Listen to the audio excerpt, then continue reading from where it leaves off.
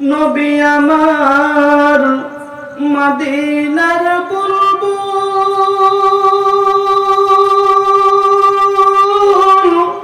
আমার প্রেম করিয়া নামটি দিলেন হাবিবে রাসূল ইন্নাল হামদালিল্লাহিল আকরামিল্লাযী খলাকাল ইনসানা ওয়া কাওয়ামা وعلمه من البيان ما لم يعلم فسبحان الذي لا يحصى امتلاله باللسان ولا بالقلم نشهد أن لا إله إلا الله وحده لا شريك له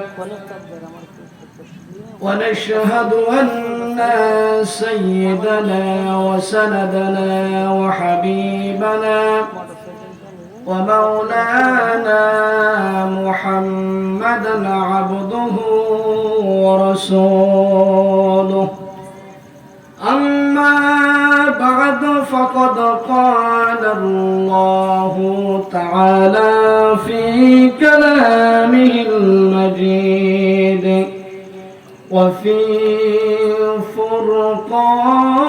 فرقان الحميد সকলে জবান ছেড়ে আমার সাথে কণ্ঠে মিল করে পড়ুন আউযু বিল্লাহি মিনাশ শাইতানির রাজীম বিসমিল্লাহির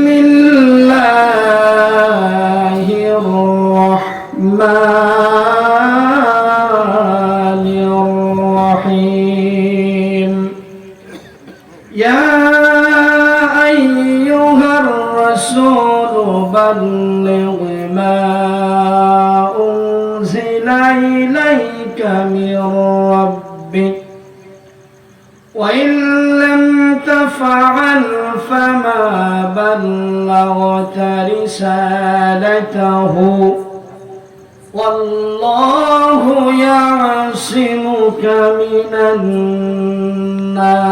الناس صلون على النبي يا أيها الذين آمنوا صلوا عليه وسلموا تسليما اللهم صل على محمد وعلى آل محمد كما صليت على إبراهيم وعلى آل إبراهيم إنك حميد مجيد اللهم بارك على محمد وعلى آل محمد كما باركت على إبراهيم وعلى آل إبراهيم إنك حميد مجيد لا إله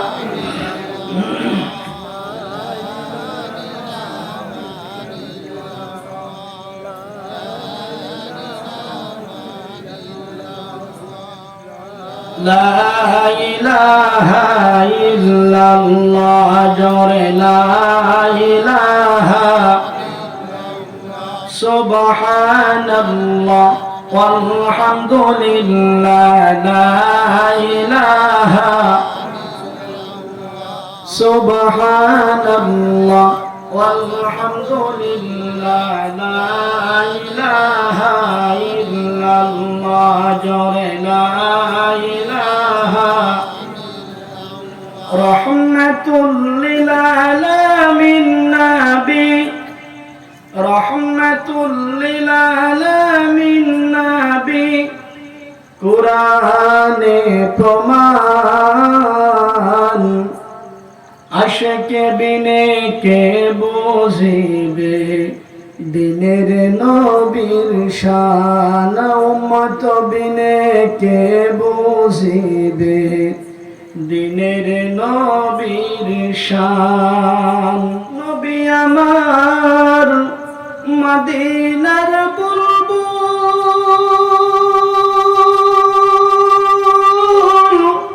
আমার প্রেম করিয়া নামটি দিলেন হাবিবে রাসূল জোরে বলেন সুবহানাল্লাহ এটা আওয়াজ করে চিৎকার করে বলুন সুবহানাল্লাহ নবী আমার মদিনার বুলবুল আমার প্রেম করিয়া নামটি দিলেন হাবিবে রাসূল ওই নবীকে ভুল বুঝিলে ওই নবীকে না মানিলে থাকবে না ঈমান আশিক বিনে কে বুঝিবে দিনের নবীর শান উম্মত বিনে কে বুঝিবে দয়াল নবীর শান লা ইলাহা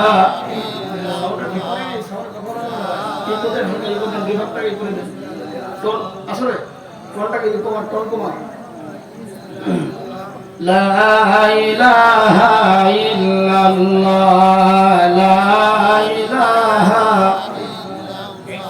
সুবহানাল্লাহ আলহামদুলিল্লাহ এই তোমার হালকা সামান লা ইলাহা সুবহানাল্লাহ আলহামদুলিল্লাহ লা ইলাহা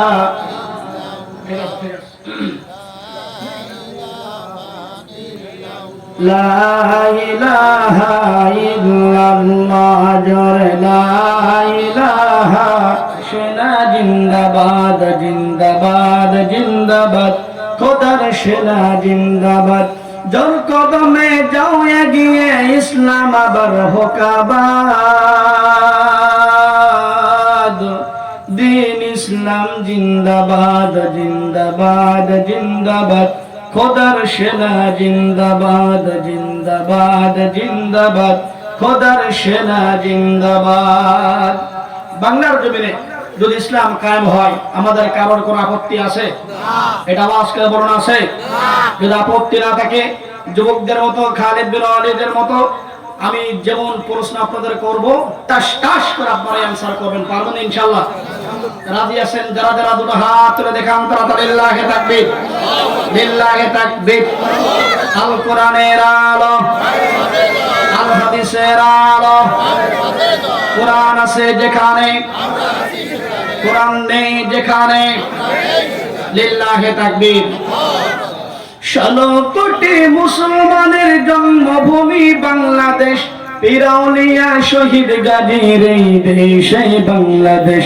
যেতাই শুয়ে শাহ জালাল শাহ কামাল খান জাহান শাহ মাখদুম শাহ আমানত জিন্দা ওলি শাহ সুলতান নিজামপুরি পীর কারামাত পীর শরিয়ত পীর নিসাত এদেশ তাদের সামনে চলো আল্লাহ সহায় ভয় কি আর আল্লাহ যদি আমাদের সহায় থাকে ভয় পাওয়ার কোনো দরকার আওয়াজ করে বলুন দরকার 18 কোটি মুসলমানের জন্মভূমি বাংলাদেশ পীরাউলিয়া শহীদ গাজীর এই দেশে বাংলাদেশ যেতাই শুয়ে শাহ জালাল শাহ কামাল খান জাহান শাহ মাখদুম শাহ আমানত জিন্দা ওলি শাহ সুলতান নিজামপুরি পীর কারামাত পীর শরিয়ত পীর নিসাত এদেশ তাদের সামনে চলো আল্লাহ সহায় ভয় কি আর সামনে চলো দাওনি বিয়ে সব বাতিলের সব নেশাত জিন্দাবাদ জিন্দাবাদ খোদার সেনা জিন্দাবাদ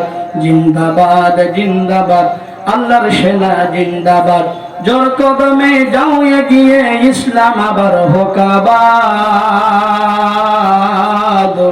দিন ইসলাম জিন্দাবাদ জিন্দাবাদ জিন্দাবাদ আল্লাহর সেনা জিন্দাবাদ লিল্লাহি তাকবীর সাতক্ষীরা মানুষের কলিজার ভিতরে ইসলাম আন্দোলন কাজ করে সাতক্ষীরা মানুষের কলিজার ভিতরে রাসূলের মহব্বত কাজ করে, সাতক্ষীরা মানুষের কলিজার ভিতরে আল্লাহর প্রেম থাকে, সাতক্ষীরা মানুষের কলিজার ভিতরে রাসূলের মহব্বত থাকে, সাতক্ষীরা মানুষের কলিজার ভিতরে ইসলাম আন্দোলনের রক্ত থাকে, যার কলিজার ভিতরে আল্লাহর ভালোবাসা থাকে, যার কলিজার ভিতরে জান্নাতের আশা থাকে, যার কলিজার ভিতরে রাসূলের মহব্বত থাকে, যার কলিজার ভিতরে ইসলাম আন্দোলনের রক্ত থাকে, তাদের কণ্ঠাস্থ হতে পারে না।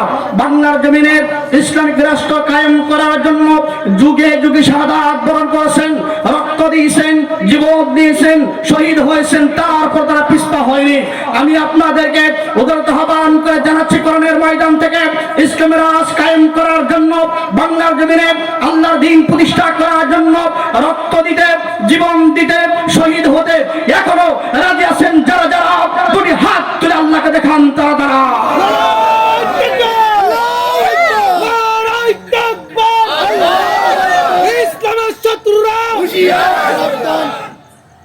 কি আপনারা কষ্ট পেলেন ভাই? ভাই ভাইজান দোস্ত আমার সাউন্ডটা একটু ভালো করে দেন ভাই, কষ্ট হয়ে যাচ্ছে। আপনি স্মুথ করে দেন সাউন্ডটা, যাতে করে কষ্ট না হয়। স্মুথ করে সাউন্ডটা একটু ভালো করার চেষ্টা করেন।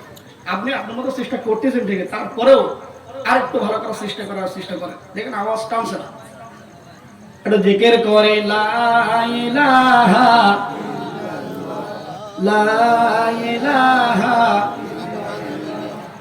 লা ইলাহা ইল্লাল্লাহ লা ইলাহা সুবহানাল্লাহ ওয়ালহামদুলিল্লাহ লা ইলাহা লা ইলাহা ইল্লাল্লাহু মুহাম্মাদুর রাসূলুল্লাহ সাল্লাল্লাহু আলাইহি ওয়াসাল্লাম। আল্লাহ সুবহানাহু ওয়া তাআলা আমাদেরকে বাড়ি থেকে হাঁটি হাঁটি পা পা করে জান্নাতে মজলিসে আসার এবং বসার তৌফিক দান করেছেন। সেজন্য আপনারা সকলে খুশি না বেজার? এটা আওয়াজ করে বলুন, খুশি না বেজার? যদি হয় খুশি, আওয়াজ করব বেশি উঁচু করে কাল্লা। একবার খালিদ বিন ওয়ালিদের মতো চিৎকার করে বলুন আলহামদুলিল্লাহ। দুরুদ আর সালাম পেশ করছি শোষিত, নিপীড়িত, নির্যাতিত, নিষ্পেষিত মানবতার মুক্তির দিশারি সারা কায়নাত আকা নামদার তাজদার মদিনা নূরে মুজাসসাম নূরে মুকাররম মুমিনার কলিজার টুকরা নয়নের পুতুলি আহমদ মুজতবা মুহাম্মদ মুস্তাফা মুহাম্মদুর রাসূলুল্লাহ। সকলে বলুন সাল্লাল্লাহু আলাইহি ওয়াসাল্লাম। ভাইজান, আপনারা যারা এখানে এই ময়দানে বসেছেন, বক্তার চেহারা দেখার জন্য বসেছেন না কোরআনের কথা শোনার জন্য বসেছেন? এটা আওয়াজ করে বলুন, কোরআন শোনার জন্য না বক্তার চেহারা দেখার জন্য? কোরআন শোনার জন্য যদি বসে থাকেন, আমি আপনাদের কাছে একটু জানতে চাই, আপনারা সকলেই কি কোরআনের কথা মেনে নিতে রাজি আছেন? কোরআনের আইন যদি প্রতিষ্ঠিত হয়, কোরআনের আইন যদি মানতে বাধ্য করা হয়, আপনারা সকলে মানবেন? কারা কারা মানবেন না দুই হাত তুলে দেখান তো। তাহলে আমার ভাষা সকলে বুঝতে পেরেছেন। কারা কারা কোরআন মানতে রাজি আছেন? দুরহাত তুলে আল্লাহকে দেখান, ক্যামেরা হয়ে যাক। লিল্লাহি তাকবীর। হাত নামান। আপনারা সকলেই কোরআন মানার জন্য বলেছেন যে আপনারা সকলেই কোরআন মানবেন। আমি শুরুতেই একটা কোরআনের আইনের কথা আপনাদের কাছে আমি বলতে চাই, যাতে করে আমি তো আপনাদের সাথে পেরে উঠলাম না, তাই কোরআনে চলে গেলাম। আল্লাহ সুবহানাহু ওয়া তাআলা 28 নম্বর পারা, সূরাটির নাম হলো সূরা মুজাদালা, 10 নম্বর আয়াত। আয়াতের কারিমার ভিতরে আল্লাহ সুবহানাহু ওয়া তাআলা বলেন, ইয়া আইয়ুহাল্লাযীনা আমানু ইযা ক্বিলা লাকুম তাফাসসাহু ফিল মাজালিসি ফাফসাহু ইয়াফসাহিল্লাহু লাকুম। আল্লাহ বলেন, যখন কোরআনের স্টেজ থেকে বক্তা যখন বলে যে শ্রোতা মণ্ডলীকে যখন বলা হয় তোমরা সামনের ফাঁকা জায়গাগুলি পূরণ করে বসো, মোটেও দেরি করবে না। আপনারা আইন মানার জন্য হাত তুলে ওয়াদা করেছেন যে আল্লাহর আইন মানবেন।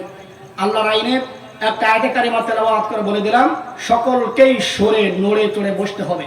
যদি 1 ইঞ্চি নড়তে হবে তাও নড়তে হবে, যদি না নড়েন আল্লাহর আইন মানা আপনাদের দ্বারা হবে না। সকলকে নড়তে, যদি আইন না মানেন, আল্লাহর আইন না মানলে যা হয় তাই হয়ে যাবে। আমার কোনো কথা না, আল্লাহর কোরআন দিয়ে বুঝাইতে না, তাফসীর খুলে দেখবে, আমার কোনো কথা না। আল্লাহর কোরআনের আইন যখন আপনারা আমাদের শুনবেন না, কোরআন দিতে বাধ্য হবে। সকলকেই 1 সুতো পরিমাণ নড়াচড়া করা লাগবেই, না লাগলে আল্লাহর আইন মানা কিন্তু হবে না। অনেক ভাইরা আছে মোটেও নড়াচড়া কপালে যা আছে তাই হবে, ঝা যাব ঝা, তা যাব তা, ঝাঁতা, কিন্তু এটা আমার কোনো ব্যাপার নয়। আল্লাহ সুবহানাহু ওয়া তাআলার কোরআন থেকে কথা বলেছি, কোরআনের আইন মানবে তারা, নড়াচড়া করে বসবে যারা। এটা আওয়াজ করে বলুন সুবহানাল্লাহ। সম্মানিত ভাইরা, ভূমিকায় কথা বলবো না, সরাসরি আলোচনার ভিতরে প্রবেশ করলাম। আল্লাহ সুবহানাহু ওয়া তাআলা কুরআনুল কারীমের ভিতরে সুন্দর করে বলেন, আল্লাহ সুবহানাহু ওয়া তাআলা বলেন, লা ইন শাকারতুম লাযীদান্নাকুম ওয়া লা ইন কাফারতুম ইন্না আযাবী লাশাদীদ। এটা আওয়াজ করে চিৎকার করে বলুন আল্লাহু আকবার। সম্মানিত ভাইরা, আল্লাহ সুবহানাহু ওয়া তাআলা বলেন, আমার বান্দা আমার নিয়ামত পাওয়ার পরে আমার একটি বান্দা বলে আমার প্রশংসা আদায় করল, প্রশংসা জ্ঞাপন করার সাথে সাথে আমি আল্লাহ সুবহানাহু ওয়া তাআলা ঘোষণা করে দিলাম, আমার শুধুমাত্র দুনিয়ার নিয়ামত নাই, আমার প্রশংসা আদায় যারা করবে, দুনিয়ার নিয়ামত, পরকালের নিয়ামত, জান্নাতি যতগুলো নিয়ামত রয়েছে সব নিয়ামতগুলি আল্লাহর প্রশংসা আদায় করার সাথে সাথে আল্লাহ সুবহানাহু ওয়া তাআলা বান্দাদের জন্য উন্মুক্ত করে দেয়। বলুন সুবহানাল্লাহ। সম্মানিত ভাইরা, যে নিয়ামত আমরা একটা গবেষণা যদি করি, আমরা লক্ষ্য করে দেখতে পাই আল্লাহ সুবহানাহু ওয়া তাআলা আমাদের ৩.৫ একটা বডি দান করে দিয়েছেন। আল্লাহ তাআলা আমাদেরকে এত সুন্দর সিস্টেম করে দিয়েছেন। আমরা প্রত্যেকটা মানুষ প্রায় মোবাইল ফোন চালাই, ২৪টা ঘন্টা চালানোর পর মোবাইলের চার্জ যখন শেষ হয়ে যায়, মোবাইলটা আবার চার্জ করার জন্য চার্জার নিয়ে চার্জের জন্য চার্জ করার জন্য লাগাতে হয়।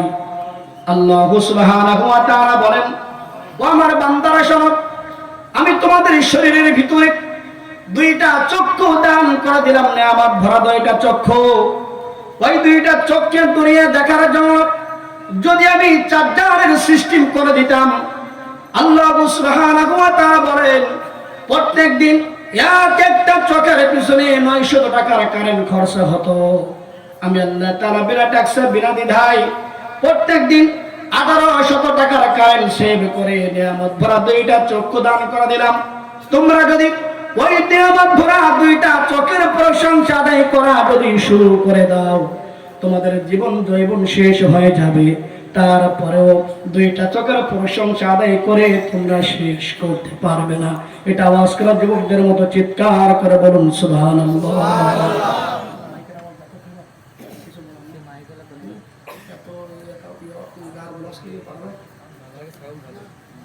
সম্মানিত ভাইরা, সম্মানিত ভাইরা, আল্লাহ সুবহানাহু ওয়া তাআলা শুধুমাত্র 2টা চক্ষু নয়, আল্লাহ তাআলা আমাদের কণ্ঠের ভিতরে, আমাদের মুখের ভিতরে আল্লাহ তাআলা একটা জিহ্বা দান করে দিয়েছেন। জিহ্বার ভিতরে আপনি যখন ঝাল লাগাবেন, জিহ্বা বলবে ঝাল, আপনি যখন টক লাগাবেন, জিহ্বা বলবে টক, আপনি যখন মিষ্টি লাগাবেন, জিহ্বা বলবে মিষ্টি। সম্মানিত ভাইরা, আল্লাহ সুবহানাহু ওয়া তাআলা এমন নিয়ামত বড় একটা জিহ্বা দান করে দিয়েছেন। ওই জিহ্বার ভিতরে আপনি যা লাগাবেন তাই সেই স্বাদের, সেই টেস্টের স্বাদ বলে দিবে। আল্লাহ তাআলা বলেন, বান্দারা নিয়ামত বড় একটা জিহ্বা দান করে দিলাম, শুধুমাত্র টক ঝাল মিষ্টি তেতো নয়, দুনিয়ার মুখে টেস্ট বোঝার জন্য, 5 কোটি পরিমাণ স্বাদ গ্রহণ করার জন্য একটা জিহ্বা দান করে দিলাম। 5 কোটি খাদ্য দ্রব্য যদি জিহ্বার উপরে একসঙ্গে যদি লাগানো হয়, তারপরেও এক একটা টেস্ট, এক একটা স্বাদ আল্লাহ তাআলা যে জিহ্বা দিয়েছেন সেই জিহ্বা বলে মাথায় ট্রান্সমিট করে দিবে।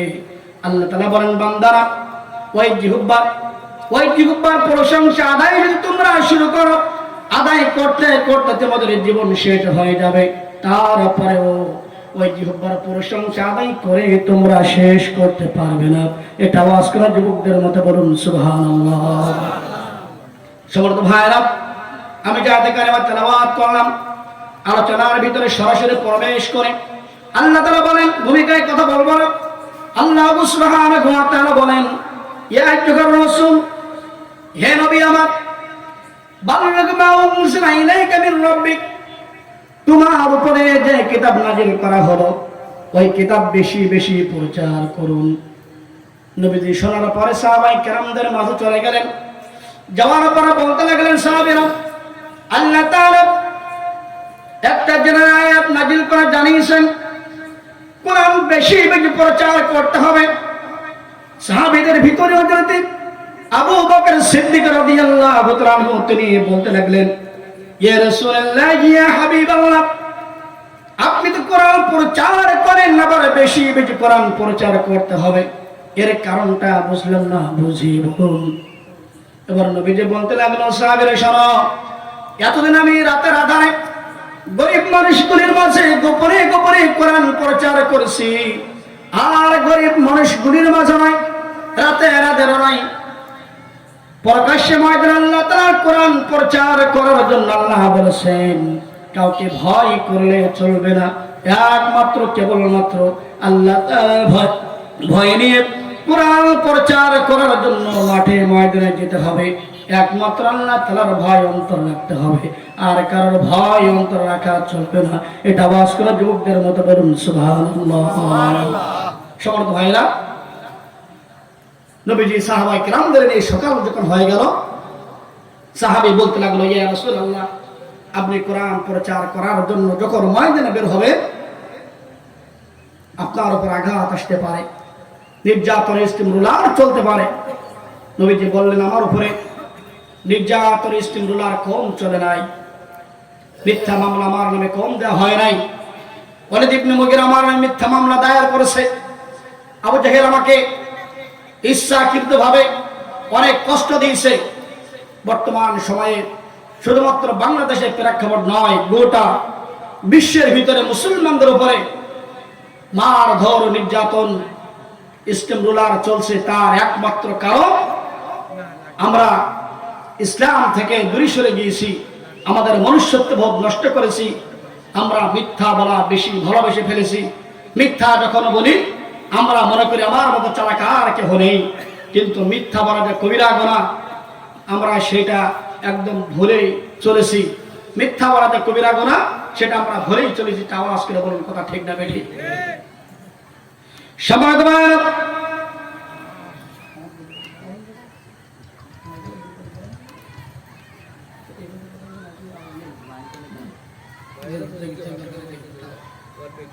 সম্মানিত ভাইরা, রাসূল নবী সাল্লাল্লাহু আলাইহি ওয়াসাল্লাম সকাল যখন হয়ে গেল, নবীজি সাহাবায়ে কেরামদের নিয়ে বাইরে বের হলেন। গুরুত্বপূর্ণ কিছু টপিকস আপনাদের দিয়ে যায়। সকাল যখন হয়ে গেল, বাইরে বের হলো।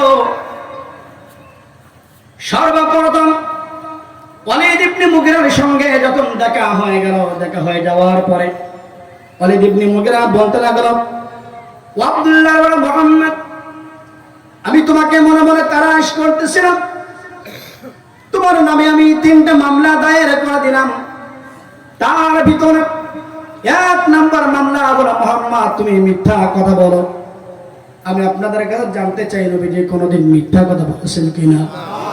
নবীজি যদি মিথ্যা কথা না বলে, রাসূলের উত্তরসূরি যারা, আলেম ওলামা যারা, নায়েবে রাসূল যারা বাংলার জমিনে, তাদেরকে মিথ্যা মামলা দিয়ে, হয়রানিমূলক শাস্তি দিয়ে, তাদের মেরুদণ্ড ভেঙে দিয়ে, ইসলামী রাহবার যারা, জাতির রাহবার যারা, মানুষগুলোর কারিগর যারা, ইসলামী আন্দোলন করার কারণে আবু জাহেল, আবু লাহাব, উতবা, শাইবা, ওয়ালিদ ইবনে মুগীরা, তারা যেমন ইসলামের চিরশত্রু ছিল, বাংলাদেশের কিছু মুনাফিক মার্কা মুসলমান নামাজ পড়ে, তাসবিহ দিবে, আবার উমরা করে, হজ পালন করে, ইসলাম আন্দোলন যারা করে তাদেরকে মিথ্যা মামলায় হয়রানিমূলক শাস্তি দিয়ে দিয়ে কারাবন্দী করে, মেরুদণ্ড ভেঙে দিয়ে, তাদেরকে লজ্জিস্থানে কারেন্টের শক দিয়ে দিয়ে তাদের পুরুষত্বকে নষ্ট করে দিয়েছে।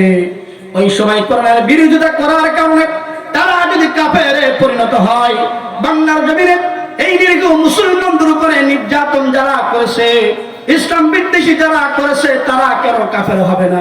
ওই সময় কোরআনের বিরোধিতা করার কারণে তারা যেমন কাফের ছিল, বাংলার জমিনে ইসলাম আন্দোলনের কর্মীদেরকে যারা মিথ্যা মামলা দিয়ে হয়রানি করে শাস্তি দিয়ে যারা নিঃস্ব করে নৃশংসভাবে হত্যা করেছে, তারাও দুনিয়ার মধ্যে কাট্টা কাফের, এতে কোনো সন্দেহ নেই।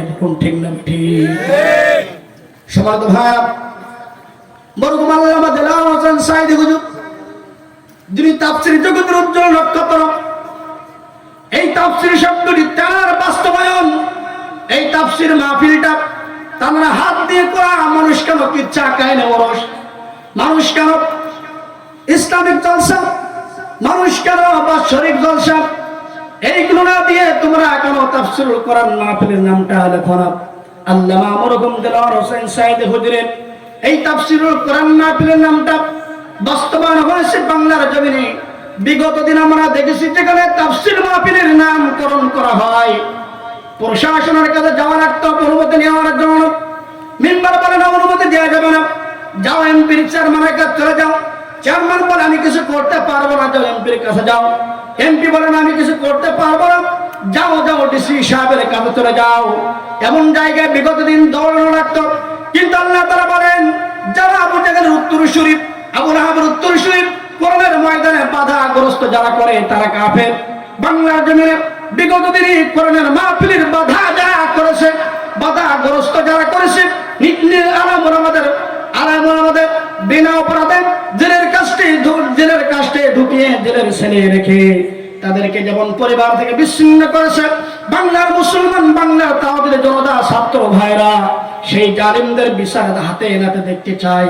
আপনারা যারা সেই স্বৈরাচারী সরকার, যারা আলেম বিদ্বেষী, ইসলাম বিদ্বেষী, রাসূল বিদ্বেষী, তাদেরকে বিচার আওতায় এনে ফাঁসির কাস্টে ময়দানে দেখতে চান, যারা যারা এই রাতের হাত তুলে দেখান তারা লিল্লাহি তাকবীর, তাকবীর, নারায়ে তাকবীর, ইসলামের শত্রুরা হুঁশিয়ার, লিল্লাহি তাকবীর। কি ভাই আপনাদের কষ্ট হচ্ছে? ভাই আমার কণ্ঠটা একটু চেপে গেছে, তারপরেও আল্লাহ সুবহানাহু ওয়া তাআলার কাছে দোয়া চাই, আল্লাহ যেন কিছু কথা বলার তৌফিক দেয়। যেহেতু সময় অল্প, আমি একদম মূল আলোচনার ভিতরে প্রবেশ করলাম।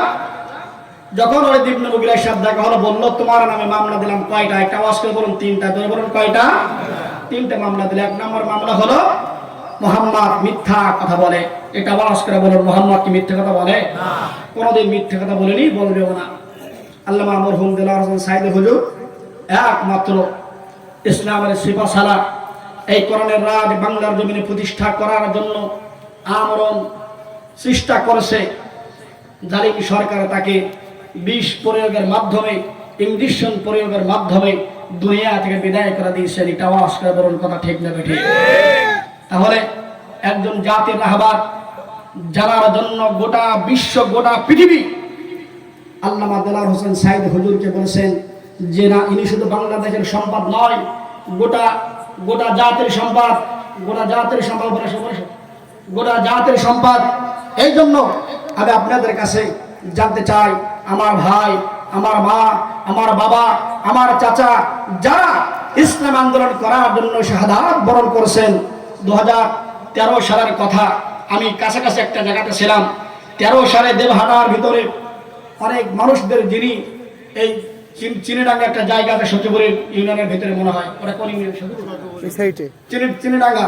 সেই চিনিডাঙ্গা ইউনিয়নের একজন কাপড় ব্যবসায়ী, গরিব মানুষ, তারাকে ধরে, সত্য কথা বলতে কোনো বাধা আছে ভাই? কোনো বাধা নেই। তারাকে ধরে, দুইটা সন্তান কাপড়ের ব্যবসা করে, সেই ব্যক্তিকে ধরে রাত্রে দুপুরবেলা উঠিয়ে নিয়ে সারা রাত্র ঘুরিয়ে সেই ব্যক্তিকে মেরে মাঠে এক কর্নারে বাঁশবাগানের পাশে রাস্তার কিনারায় বালুর উপরে ফেলে রেখে চলে গেল। কারা মারল? এই জাতি যদি সেই কথা জিজ্ঞেস করে জানতে চাই, বলে অনেকে বলে যে হুজুর রাজনীতি শুরু করেছে। এটা রাজনীতি নয়, এটা আপনার আমার একজন স্বাধীন বাংলা মানুষের স্বাধীনতা বিশ্বাস করে কথা বলার অধিকার দিয়েছেন যে স্বাধীনতা, সেই স্বাধীনতা আমরা এতদিন পাইনি। আবার নতুন করে স্বাধীন করে সেই কথা বলার স্বাধীনতা, বাক সত্য আমরা পেয়েছি। এটা আওয়াজ করে বলুন, কথা ঠিক না ঠিক? আসরের নামাজের পূর্বে তোমরা মিসওয়াক করবে, খেজুর গাছের 1 বিঘা পরিমাণ ডাল কেটে নিবে, সেই ডাল দিয়ে মিসওয়াক করে নামাজের জামাতে তোমরা শামিল হবে। নবীর কথা মতো সাহাবায়ে কেরামেরা 1 বিঘা পরিমাণ খেজুর গাছের ডাল কেটে নিলেন। ডাল দিয়ে যখন মিসওয়াক করা শুরু করে দিলেন, ওপারে কাফির সৈন্য যারা ছিল আবু সুফিয়ানের নেতৃত্বে, তারা দেখতে পেলেন এই মুসলমানরা আগে যারা যুদ্ধ করেছিল তারা চলে গেছে, নতুন ভ্যারাইটি আসছে, এরা মানব না দানব কিছু বোঝা যাচ্ছে না। যখন দৌড়ানো শুরু করলো, বলতে লাগলো কি ব্যাপার, ছুটছো কোথায়, যাও কোথায়, কি হয়েছে বলো। তখন বলতে লাগলো এরা মানব না দানব কিছুই আমরা বুঝতে পারছি না। এরা মোটা মোটা বড় বড় খেজুর গাছ, আস্তে আস্তে খেজুর গাছ, যার খাদি ডালপালা সবই আছে, ওই খেজুর গাছের গোড়া দিয়ে তারা তাদের দাঁতে শান দিচ্ছে। আমাদের মনে হচ্ছে আসরের নামাজ পড়বে আর আমাদের ধরবে, এক একটা করে নাস্তা করে খাবে। এটা আওয়াজ করে বলুন না সুবহানাল্লাহ। সম্মানিত ভাইরা, চলুন আলোচনার দিকে চলে যাই। বীর আবার বলতে লাগলো আলীকে নিষিদ্ধ করে দেওয়া হোক, আলী যেন আমাকে মারার জন্য আসে, ওই প্রান্ত আলীকে আসতে নিষেধ করে দেওয়া হোক। নবীদের সঙ্গে আলীর কোনো যোগাযোগ হলো না, সাক্ষাৎ হলো না। নবী সাফ এবং মারওয়ার মাঝে 21 জন সাহাবায়ে কেরামদের নিয়ে কোরআনুল কারীম থেকে তেলাওয়াত করে করে শোনাচ্ছিলেন। এমত অবস্থায় আবু জেহেল, আবু লাহাব, উতবা, শাইবা, ওয়ালিদ ইবনে মুগিরা এবং বীর একত্রিত হয়ে ওই সাহাব এবং মারওয়ার মাঝে চলে গেলেন। যাওয়ার পর বলতে লাগলেন, মুহাম্মদ কোরআনুল কারীম তেলাওয়াত বন্ধ করে দাও। নবীজি বলতে লাগলেন, না, এটা আমার বাবার কিতাব না, তোমার বাবার কিতাব না, আল্লাহ তাআলার কোরআন বন্ধ হবে না, কপালে যা আছে তাই হবে। কাউকে ভয় করে কথা বললে চলবে না। আল্লাহ তাআলার কোরআন ময়দানে প্রচার করতে হবে। তুমি কোরআন বাধা দেওয়ার কে, কোরআন বাধা দেওয়ার কে, কোরআন বন্ধ করার কে? তুমি কোরআন বন্ধ হবে না, কোরআন বন্ধ হবে না। আবু জেহেল বলতে লাগলো, শোনো ভাতিজা, দেখো কাকে কন্টাক্ট করে আনলাম, ভাড়া করে নিছি তোমাকে দুনিয়ার বুক থেকে বিদায় করে দেওয়ার জন্য। তাকে অনেক কত সম্পদ দিয়ে ভাড়া করা হলো। ও আব্দুল্লাহর বড় মুহাম্মদ, ভাতিজা মুহাম্মদ সাল্লাল্লাহু আলাইহি ওয়াসাল্লাম, তোমাকে কিছুক্ষণের ভিতরে দুনিয়া থেকে বিদায় করে দেওয়া হবে। এটা আওয়াজ করে যুবকদের মতো বলুন নাউজুবিল্লাহ। কিছুক্ষণ পর নবীজি বললেন যে আমি 3 দিন পর্যন্ত না খাওয়া, আমি একটু বাড়ি যাই, একটু খাদ্যদ্রব্য গ্রহণ করি, গায়ে একটু শক্তিবল হোক, কালকে এই কুস্তির আয়োজনটা কালকে হোক, আজকে কুস্তি করলে আমি মনে হয় কষ্ট পেয়ে যাব। একটা দিন সময় নিয়ে নবীজি বাড়ি চলে গেলেন। যাওয়ার পরে সালাম করলেন। আম্মা খাদিজা রাদিয়াল্লাহু আনহা ঘরের দরজা খুলে দিলেন।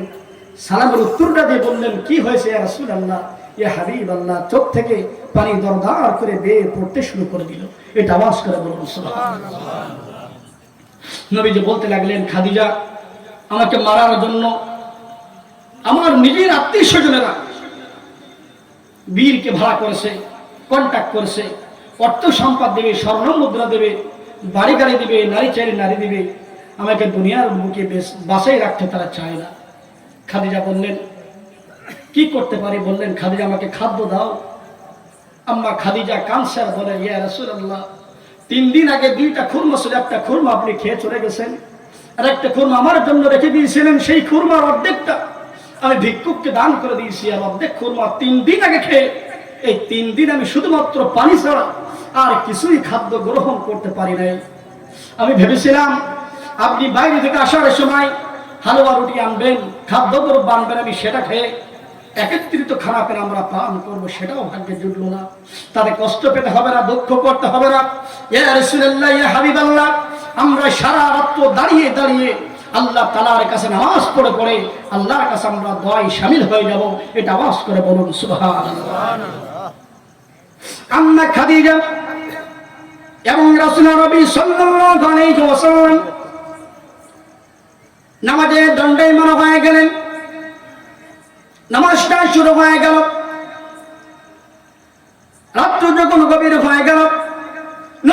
বলতে লাগলো, ও খাদিজা, আল্লাহ তাআলার কাছে একটু দোয়া করা প্রয়োজন, হাতটা তোলো।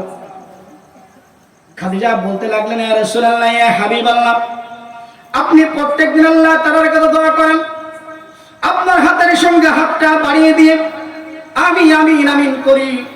আজকে আল্লাহ তাআলার দরবারে আমি খাদিজা দোয়া করব, আপনি আমার হাতের সঙ্গে হাতটা তুলবেন আর আমিন আমিন করবেন। আপনি আল্লাহর কাছে হাতটা আগে তুলবেন না, আমি খাদিজা হাতটা তুলবো, আপনি আমার হাতের সঙ্গে হাতটা তুলবেন, আমিন আমিন করবেন। নবীজি বলতে লাগলো, খাদিজা, উল্টা পাল্টা কোনো দোয়া যদি করো, নবুয়তের দপ্তর থেকে আমার নামটা কেটে বাদ দিয়ে দিবে। আম্মা খাদিজা বলতে লাগলো, ইয়া রাসূলুল্লাহ, ইয়া হাবিবাল্লাহ, উল্টা পাল্টা কোনো দোয়া করা হবে না, কোনো দোয়া করা হবে না, আমি ঠিকঠাক দোয়া করব, হাতটা বাড়িয়ে দিব, আপনি আমার হাতের সঙ্গে শুধু আমিন আমিন করবেন, আর কিছু বলতে হবে না। আম্মা খাদিজা অনুমতি পেলেন, আল্লাহ তাআলা দরবার হাতটা বাড়িয়ে দিয়ে বলতে লাগলেন, আল্লাহ, আমার সঙ্গে যে ব্যক্তি হাতটা তুলেছেন তার পরিচয় আপনি জানেন। তার নাম মুহাম্মদ, বাবার নাম আব্দুল্লাহ, মায়ের নাম আমিনা, দাদার নাম আব্দুল মুত্তালিব। মায়ের পেটে যখন ছিল, বাবা দুনিয়া থেকে বিদায় হয়ে গেল, বাবার চেহারাটা কোনোদিন তার কিসমতে হয় নাই, বাবার চেহারা দেখতে পায় নাই। দুনিয়ার বুকে জন্মগ্রহণ করার পরে মায়ের দুধটা তার কিসমতে খুব একটা হয় নাই। হালিমাতুস সাদের বাড়িতে লালিত পালিত হয়েছে। 6 বছর বয়সে আম্মা মারা গেছে, এতিম হয়ে গেছে। তার পাশে থাকার মতো তার দাদা ছিল। 8 বছর বয়সে তার দাদা দুনিয়া থেকে বিদায় হয়ে গেছে। চাচা আবু তালিবের কাছে লালিত পালিত হয়েছে। 17 বছর পর্যন্ত চাচার কাছে ছিল। আমি খাদিজা রাদিয়াল্লাহু তাআলা আনহা 17 বছর বয়সে তোমার নবীকে আমি আমার কোম্পানিতে চাকরি দিলাম। 25 বছর বয়সে তোমার নবীর সঙ্গে আমি বিবাহ বন্ধনে আবদ্ধ হলাম। আমি মক্কার 10 জন ধনী ব্যবসায়ীর ভিতরে আমি ছিলাম 3 নম্বরের ধনী। তোমার নবীকে স্বামী হিসাবে পাওয়ার পরে আমার অর্থ সম্পদ যা ছিল সব তোমার রাস্তায় দান করে দিয়েছি। আমি একজন ধনী ব্যবসায়ী খাদিজা, আমার স্বামী আমার কাছে খাদ্য চেয়েছে, আমি খাদ্য দিতে পারি নাই। এর সেই দুঃখের কথা কি হতে পারে? আল্লাহ তাআলা কাফেররা কোন বীরকে ভাড়া করেছে তোমার নবীকে মারার জন্য? আমি খাদিজা তোমার দরবারে হাতটা তুলে প্রাণ ভরা দোয়া করলাম, আমার জীবনের বিনিময়ে, আমার প্রাণের বিনিময়ে